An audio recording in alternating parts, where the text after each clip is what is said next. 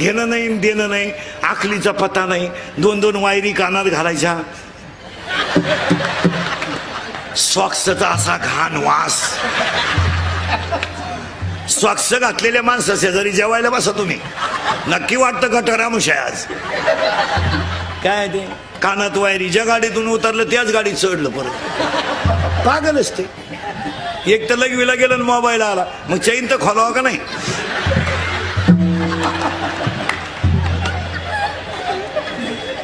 ही mobile वापरणारे आणि हे मोबाईल वापरणाऱ्या माणसांना झोपा नाही. यांना निद्रानाश नावाचा रोग आहे. तुम्ही मोबाईल वापरणाऱ्या माणसाला रात्री किती वाजता फोन करा, जागच.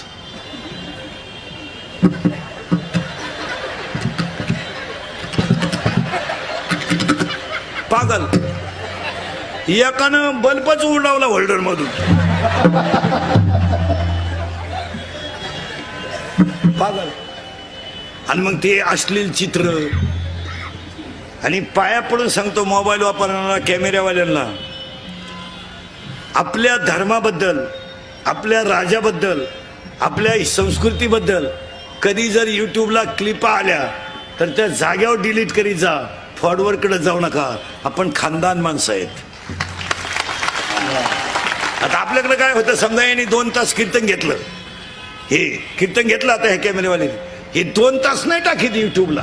नाही नाही नाही, एखादं वाक्य माझं चुकीचं गेलं तेवढंच टाकणार. म्हणजे आपलंच ऐकणार आणि आपल्याच ठोकणार. आपल्या धर्माचं वाटोळं बाहेरच्या लोकांनी नाही केलं, आपलीच मंडळी याला जबाबदार. एखाद्या मूर्ख माणसानं क्लिप टाकली, तुकाराम महाराजांचा खून झाला, टाकणारा विद्वान आहे का?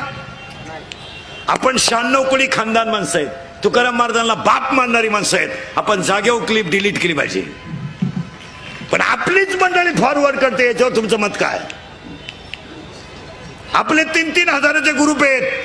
उद्या आपल्या शिवाजी महाराजांबद्दल एखाद्याने टाकलं, शिवाजी महाराजांबद्दल, संभाजी महाराजांबद्दल एखाद्याने टाकलं, तर ते डिलीट केलं पाहिजे. आणि आपली मंडळी ते डिलीट करीत नाही, याच्यावर तुमचं मत काय? आता सध्या इंदुरीकरचं ऐकायचं आणि टिकटॉकला त्याच्याच कॉमेंट्स. टोटल पैसे यांनी कमवायचे आणि इज्जत आपली घालवायची. धर्माला जपा. काय मत आहे तुमचं? धर्माला जपायलाच